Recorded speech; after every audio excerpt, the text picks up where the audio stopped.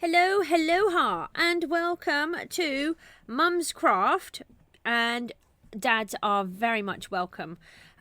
We are going to have a look at trying to keep up with our children with Minecraft. I have only learned Minecraft because I have two children that love it. There was no other reason for me to learn Minecraft. It started purely because my eldest daughter has autism and the rare profile of pathological demand avoidance, which basically causes massive anxiety every few seconds. Minecraft is not a good game for anxiety. And my youngest is 7 now, but he was about 6 at the time, and he absolutely loves Minecraft. But the problem is, when they first started, they kept getting stuck. And they would get lost, then they'd lose all of their things, and they were getting really upset and really frustrated, and I had absolutely no clue how to help them whatsoever, and didn't know anyone really that could help them either. We are a very close-knit family. There's the 3 of us, and we have a couple of friends that help us out every now and then, and that's pretty much it really. So we're kind of in our own imaginary bubble. Minecraft is a brilliant game that you can play as a family and individually, and also with complete strangers, so it's really wonderful.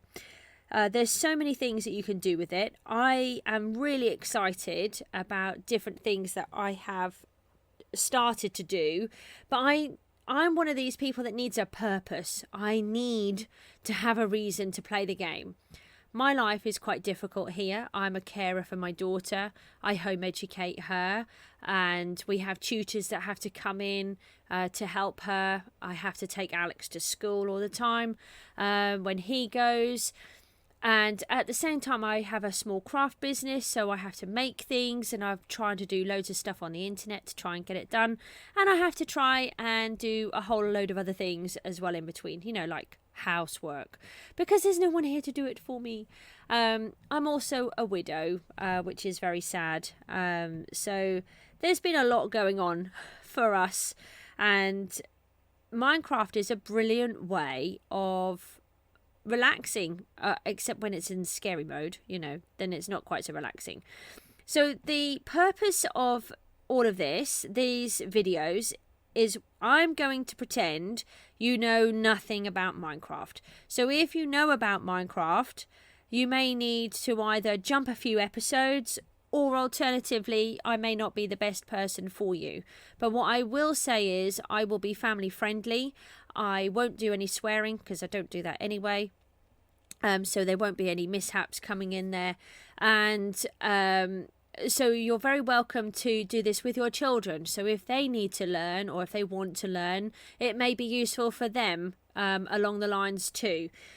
I'm not a professional. I have only been playing half a year, and for quite a bit of that I haven't been playing either because I've had too many other things. There's quite a few things that I haven't done yet. I haven't done a massive amount in the new Nether because it's been quite scary. And I was going to say in the new update, obviously I haven't played on the new update because it hasn't happened yet. So I'm very excited for the new Caves and Cliffs update in the summer. What I'd really like is that we can have explored and done a whole load of things so that when we get to the Caves and Cliffs, then we can really get in and find out what's going on.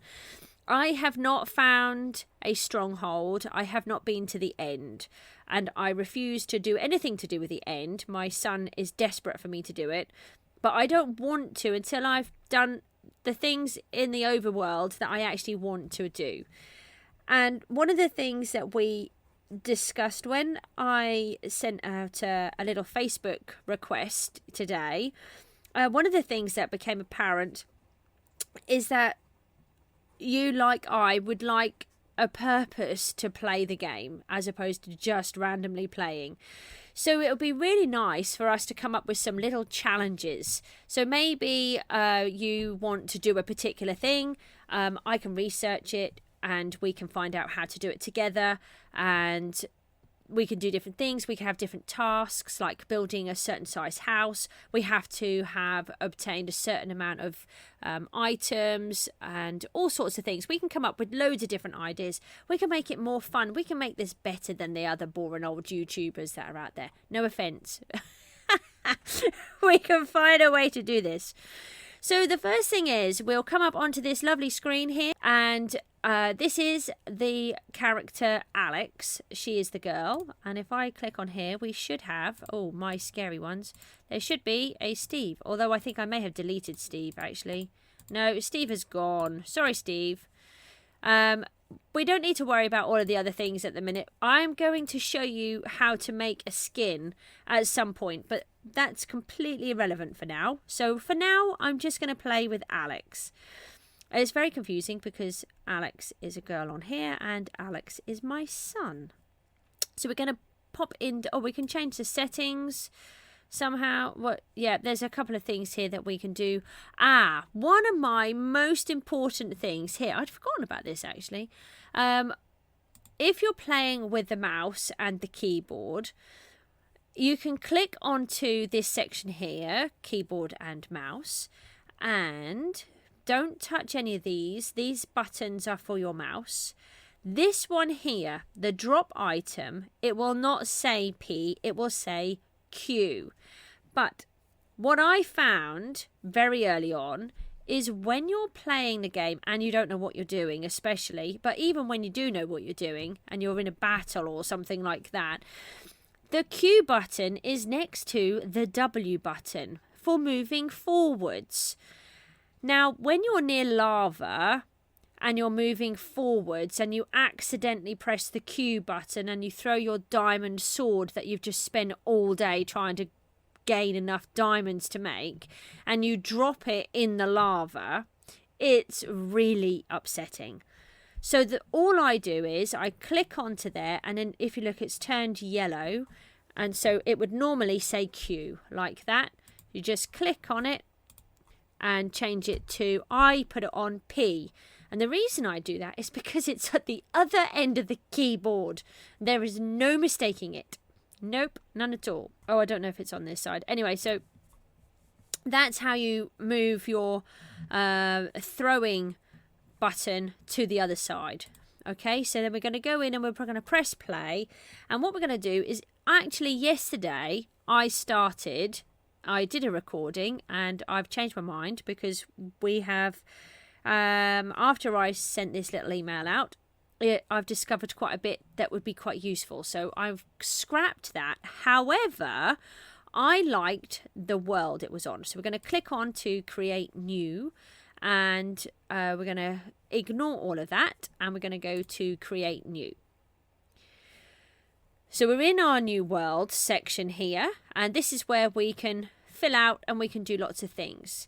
Now, if you have never played before and you just want to have a good look, and you can click on peaceful, or where you've got this one that says survival, you can go into creative, and they do two different things. So in creative, you get given everything that you could imagine. You have got infinite possibilities and you can make to your heart's content. And it's all very well, but there are no baddies. You don't have to kill anything. You don't have to try and survive. There are no challenges. It's just you building whatever you want to build. And it is really good, except I don't like doing that. I like to have a challenge. So I always go into survival. But for the children, especially when they're first learning, creative is really good. The other thing that you can do is you can change the difficulty, and if you click on peaceful, what will happen is you will play the game, but there are no, you don't need to eat, so you don't need to kill any of the animals, and your hunger bar doesn't go down, so you don't die. If you sort of hurt yourself, it seems really hard to die anyway, unless you kind of jump off a cliff or something like that. It's a lot harder to die. So that's a good one, but you can still gain achievements, which I think is a little bit weird, but in some ways it is quite hard, because although you're not being attacked by the mobs, say like a skeleton, you would normally get bones, and you need bones to make bone meal from and to tame the wolves. So you have to find those in another way, which will be in treasure chests or by killing some fish or fishing. But by fishing, you can't fish until you can find some spider web, because the spider web would normally come from the spiders, but you don't have any of them either. So you've got to find those from either a derelict village or again, the loot chests, you can find them in those. So it has its drawbacks. If you want to be able to go fishing and to get the enchanted books and stuff like that, it's a lot trickier. But it's really good for learning, and especially for children. So my daughter tends to use peaceful because she really struggles with the stress of being attacked every few minutes. And once you've learnt that side, then you can move up to easy, and then you could really go up hard and go on to the hard level. Now, I do plan to go on to hard soon, because I'm actually finding the normal now a bit too easy, because I've been playing it enough. However, that's being said, the nether is now a lot harder. So before, when I went in there, I was like, oh, what is, this is a bit rubbish. But now I'm finding the nether a lot harder, so I may not actually need to do that. And they're going to do this caves and cliffs update, so it's going to make the overworld much more difficult too. So I may actually stay on normal, I'm not sure. But with the hard mode, if you have a wooden door, the zombies can break it down. You need an iron door. So that's quite an interesting one. And I think there's a lot more mobs. So anyway, we're going to click onto the normal mode. You can give yourself a map and a bonus chest. I'm not sure if that affects your achievements or not. So I don't do those because I like to gain achievements. You can allow people to join you. So children, for example, you can give them what we call OP, which is operator rights, and they can do everything that you can do. That's not always good when you have children in the game. You can have them as a member, so they can come in and they can work, but they can't. They don't have the OP rights that you would normally have. They can't do all of the extras. But the best one, if your child is insistent that they're going to come into your game and you're like, no, I've spent hours building my big building and you're going to burn it down or blow it up with TNT, you can allow them to come in by visitor, but they can't touch any of the blocks, items or entities, which is a really handy one. They can come and have a look, but they can't do anything. So that's a really handy button. We're going to go for an infinite world. You can have a flat one, and that is literally just a flat, boring world. No features, no trees, no nothing. Very boring. But it's useful if you're going to do a build battle and that kind of thing. So you don't have to try and carve out the landscape to try and make it flat for you. The old world, I think, if I remember rightly, that one has a boundary where it then kind of runs out.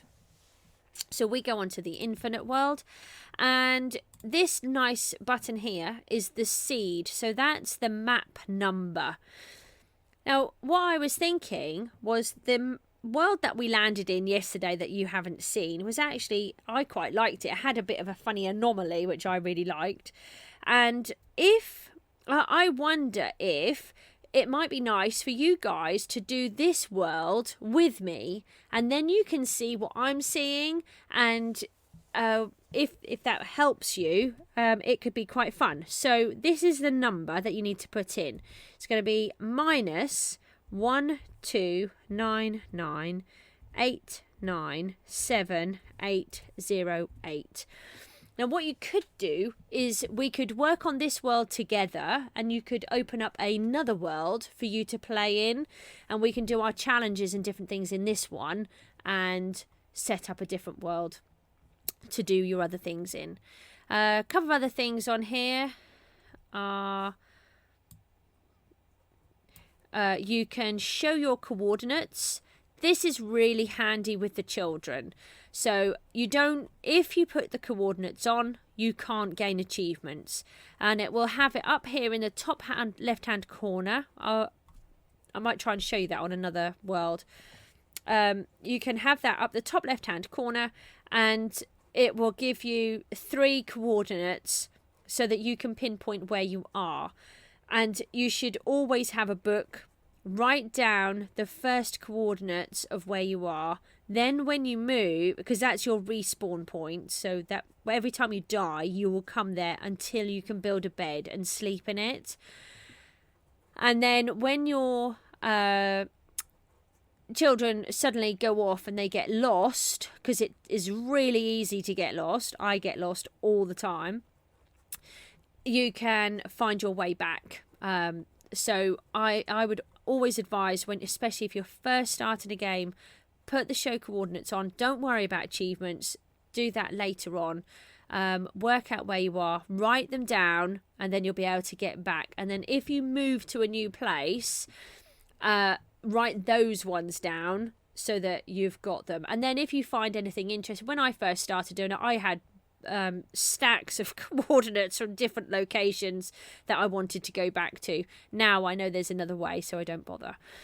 The other 2 really good things here are you can turn off fire spreading and TNT exploding.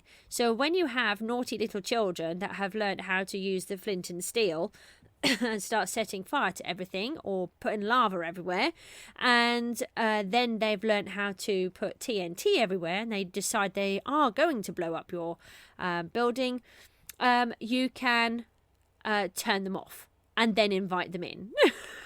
So that way they can't do any damage. I don't worry about any of these. I leave all of those. You can... Education edition is quite good. Alex has learnt about helium balloons. You learn about chemistry. It's got things to do with the periodic table in it. I haven't actually played with it like I'd like to, but for those, I know there's at least one person that's home educating like I am. That may be really interesting. You can do... Oh, look, these ones are classed as cheats. So if you're doing these, you definitely can't get any thingies. Achievements, that's the word. So these are all different things. We won't worry about any of those for now. Oh, you can... if you, again, are playing with children, you can turn it to always day. So that way you don't get any mobs. So that's quite handy. And also the other really good thing, especially for the little ones, if they start getting panicky about losing stuff, or children with any type of learning difficulties, like my daughter with her autism and PDA, she doesn't understand things as quickly as other people. So the keep inventory means if you die, you keep all of your items that are on you at the time, but normally you would lose them all. So that's a really good one when they're first learning. There is another... Okay, hang on. I'm just going to come out of here for 2 seconds because I've thought of something else that's really useful. If you click onto the side here, on this little pencil, on your world, once you've made it, so this is all set up. And if you scroll right down to the bottom, if you don't want that world, if it was a complete rubbish one, you can delete it and get rid of it, because Alex has a thing of like 350 odd worlds from time to time. So if you want to delete them, you can do that from there. I think the exporting world is if you want to put it onto a realm. I'm not 100% sure. I haven't really played with those. But the really good one is copy world. Now, I'll click on that. If it's copying, and now look, I've got a copy of, and if you look, the pictures are the same. So again, if you have a lovely monkey like I do that likes to blow up all of your hard work, what you can do is you can make a copy of your world, you rename it, make sure that it's definitely copied, for goodness sake, go into both of them, and then you can let your child blow everything up and you still have everything alive. And you can do that as many times over as you want to. And that's really helpful. I've done it quite a few times on a few things. It's really, really helpful. So this is my daughter. So if you're in the same household, if you look here, it says LAN. So that's over the Wi-Fi. So if you're in range of the Wi-Fi, you can have up to 5 people.